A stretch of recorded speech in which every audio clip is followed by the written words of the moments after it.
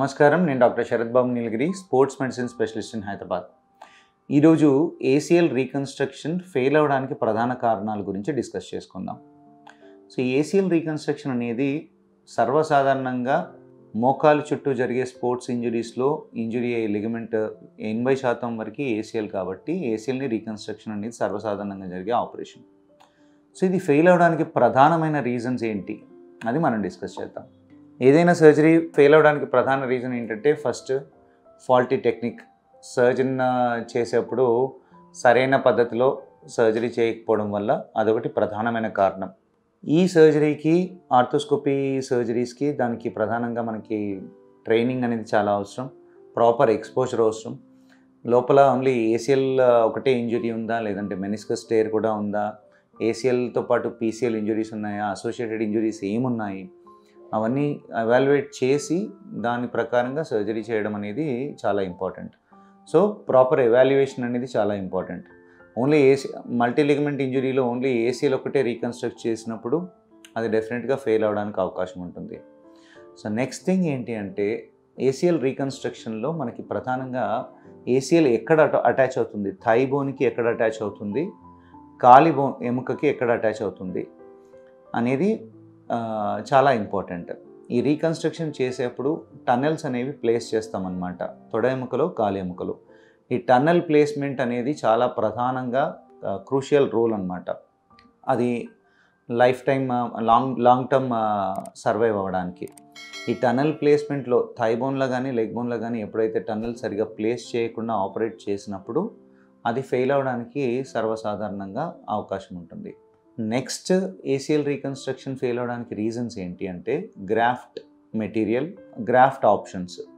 ఈ graft material అంటే, ఈ ఏసీఎల్ మనం గ్రాఫ్ట్ కాబట్టి ఈ గ్రాఫ్ట్ని మనం వేరే గ్రాఫ్ట్, ఆటోగ్రాఫ్ట్స్ అంటాం.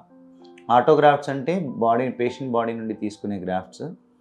కొంతమందిలో ఆ గ్రాఫ్ట్ సైజ్ చాలా తక్కువగా ఉంటుందన్నమాట. యూజువల్గా ఏసీఎల్ గ్రాఫ్ట్ మనం ఏదైతే యూజ్ చేస్తామో అది 8 మిల్లీమీటర్స్ కంటే ఎక్కువగా ఉండడము, ఆ డయామీటర్ అనేది 8 కన్నా ఎక్కువగా ఉన్నప్పుడే ఆ గ్రాఫ్ట్ అనేది లాంగ్ టర్మ్గా సర్వైవ్ అయ్యే అవకాశం ఉంటుంది. కొంతమంది ఏంటంటే కాంప్రమైజ్ అవుతుంటారు సర్జరీ చేసేటప్పుడు. కొంతమంది ఒబేస్ పేషెంట్స్లలో సర్జరీ చేస్తున్నప్పుడు వాళ్ళకి కొంతమంది మజిల్ వీక్నెస్ ఎక్కువగా ఉన్న వాళ్ళలో ఏంటంటే గ్రాఫ్ట్ థిక్నెస్ ఎక్కువగా రాదు. అలా రాకుండా 8 కన్నా తక్కువ గ్రాఫ్ట్ ఎప్పుడైతే యూజ్ చేసి ఆపరేషన్ చేసామనుకోండి, అది కూడా ఎక్కువ రోజులు, ఆ స్టెబిలిటీ అనేది ఎక్కువ రోజులు ఉండదు, ఆ గ్రాఫ్ట్ స్ట్రెంగ్త్ ఉండదు, కాబట్టి తొందరగా ఫెయిల్ అయ్యే అవకాశం ఉంటుంది. సో 8 mm కంటే ఎప్పుడైతే తక్కువగా డయామీటర్ వచ్చిందనుకోండి, దానికి వేరే ఆల్టర్నేటివ్ ఆప్షన్స్ ముందే మనం బ్యాకప్ లాగా పెట్టుకొని 8 mm మినిమం వచ్చేలాగా ప్రయత్నించినప్పుడు గ్రాఫ్ట్ అనేది ఫెయిల్ అవ్వడానికి అవకాశం ఉండదు. సో దీనికోసం చాలా ఆప్షన్స్ ఉంటాయి. ఇప్పుడు హ్యామ్స్ట్రింగ్స్ అనేవి మనం ప్రధానంగా యూజ్ చేసే గ్రాఫ్ట్స్. ముందే మనం అసెస్ చేసుకుందాం, హ్యామ్స్ట్రింగ్లో స్ట్రెంగ్త్ ఎక్కువగా లేదు, హ్యామ్స్ట్రింగ్ గ్రాఫ్ట్ డయామీటర్ ఎక్కువగా రాదన్నప్పుడు కింద యాంకిల్ దగ్గర పెరోనియస్ టెండాన్స్ హార్వెస్ట్ చేయడానికి కానీ, క్వాడ్రిసెప్స్ టెండాన్ హార్వెస్ట్ చేసుకోవడం కానీ, లేదంటే పటెల్లార్ టెండాన్ హార్వెస్ట్ చేయడం కానీ, ఇలా డిఫరెంట్ గ్రాఫ్ట్ ఆప్షన్స్ గురించి మనం ముందే చూసుకుంటాం అన్నమాట. లేదు అంటే కొంతమందిలో ఒక సైడ్ కాల్ సర్జరీ అయింది ఆల్రెడీ, మళ్ళీ రీటేర్ అయింది. సో అప్పుడు అటువైపు యూజ్ చేసే టెండాన్స్ గ్రాఫ్ట్ మెటీరియల్ ఆప్షన్ లేనప్పుడు పక్క కాళ్ళ నుంచి గ్రాఫ్ట్ తీసుకోవడము. లేదు అంటే అల్లోగ్రాఫ్ట్స్ అంటాం. అల్లోగ్రాఫ్ట్స్ అంటే హార్వెస్ట్ చేసిన గ్రాఫ్ట్స్ని, ల్యాబొరేటరీలో మనం సేవ్ చేసిన గ్రాఫ్ట్స్ని, కడావరీ గ్రాఫ్ట్స్ని కూడా మనం యూజ్ చేయొచ్చు. ప్రాపర్గా ప్రిపేర్ చేసిన గ్రాఫ్ట్స్, ప్రాపర్గా మెయింటైన్ చేసిన గ్రాఫ్ట్స్ని డెఫినెట్గా యూజ్ చేసి మనం ఈ సర్జరీని చేయొచ్చు అన్నమాట. అల్లోగ్రాఫ్ట్ అనేది ఒక ఆప్షన్. Next synthetic grafts. ఇప్పుడు మార్కెట్లో సింథటిక్ గ్రాఫ్ట్స్ కూడా చాలా సర్వసాధారణంగా మనం చూస్తున్నాము. ఈ సింథటిక్ గ్రాఫ్ట్స్ ఇట్లాంటి స్ట్రెంగ్త్ ఎవరికైతే లేనప్పుడు, గ్రాఫ్ట్ డయామీటర్ ఎప్పుడైతే అనుకున్నట్టుగా లేనప్పుడు సింథటిక్ గ్రాఫ్ట్స్తో ఆగ్మెంట్ చేస్తామన్నమాట. సో ఏదైనా కానీ గ్రాఫ్ట్ స్ట్రెంగ్త్ ప్రాపర్గా ఉండేలాగా చూసుకుంటే రివిజన్ అనేది అవసరం పడదు, అంటే మళ్ళీ రీటేర్ అనేది రాకుండా ఉంటుందన్నమాట. సో నెక్స్ట్ ఇంకొకటి ప్రధానంగా ఫెయిల్యూర్కి రీజన్ ఏంటి అంటే, ఏసీఎల్ సర్జరీ చేసిన తర్వాత ప్రాపర్గా ఇన్స్ట్రక్షన్స్ డాక్టర్ ఇంకా ఫిజియోథెరపిస్ట్ ఏదైతే అడ్వైస్ చేస్తున్నారో అది డెఫినెట్గా ఫాలో అవ్వాలి. ఎప్పుడైతే ప్రాపర్గా ఫాలో అవ్వకుండా చాలామంది ఏంటి అంటే ఎక్సర్సైజెస్ సరిగా చేయరు, స్ట్రెంగ్త్ అనేది ఇంప్రూవ్ చేసుకోరు. సో ఒక 4 వారాల తర్వాత నార్మల్గా వాక్ చేసుకోవడం, నొప్పి తగ్గిన తర్వాత అన్నీ ప్రాపర్గా అన్నీ అయిపోయాయి అనుకుంటారు.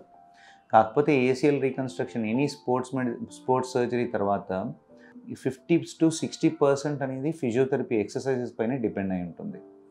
ఈ మజిల్ స్ట్రెంగ్త్ అనేది రాకుండా ఎక్కువగా లేనప్పుడు మళ్ళీ స్పోర్ట్స్ ఆడడం స్టార్ట్ చేస్తే డెఫినెట్గా రీటేర్ అవ్వడానికి అవకాశం ఉంటుంది. సో ఈ ఏసీఎల్ రీకన్స్ట్రక్షన్ కానీ any kind of arthroscopy surgery తర్వాత physiotherapy strengthening protocol, rehab protocol అనేది చాలా చాలా ఇంపార్టెంట్. ఎప్పుడైతే స్ట్రెంగ్త్ లేకుండా నార్మల్గా యాక్టివిటీస్ చేయడానికి ప్రయత్నించినప్పుడు రీటేర్కి అవకాశం ఎక్కువగా ఉంటుంది. సో ఇంకొకటి ప్రధానంగా మనం ఏసీఎల్ టేర్కి ప్రధానంగా చూసేది ఏంటంటే ఇన్ఫెక్షన్స్. ఎవరికైతే ఇన్ఫెక్షన్ వచ్చినప్పుడు ఏసీఎల్ టేర్ అవ్వడానికి అవకాశం ఉంటుంది. వేసిన లిగమెంట్ని, లోపల ఉన్న ఇంప్లాంట్స్ అన్నింటినీ మళ్ళీ డెబ్రైడ్ చేసి తీసేసి జాయింట్ని సేవ్ చేయడానికి మనం ప్రయత్నిస్తాం ఇన్ఫెక్షన్ వచ్చినప్పుడు. సో ఇవి ప్రధానమైన కారణాలు. ఫస్ట్ థింగ్ ప్రాపర్ టెక్నిక్, ఎలా చేయాలి సర్జరీ అనేది చాలా important. So graft placement, graft tunnels అనేవి చాలా చాలా ఇంపార్టెంట్. ఇవి ప్రధానంగా మనం కాన్సన్ట్రేట్ చేసినప్పుడు ఇబ్బంది లేకుండా ఉంటుంది. సో ఏసీఎల్ రివిజన్ అనేది కూడా మనం సర్వసాధారణంగా చూసే ఆపరేషనే. రివిజన్ అనేది కూడా ప్రాపర్గా ప్లాన్ చేసినప్పుడు అది కూడా మళ్ళీ రివిజన్ చేసినప్పుడు కూడా ఫెయిల్యూర్ అవ్వకుండా చూసుకునే అవకాశం ఉంటుంది. సో ఇది ఏసీఎల్ రీకన్స్ట్రక్షన్ అండ్ ఏసీఎల్ ఫెయిల్యూర్కి ప్రధాన కారణాలు.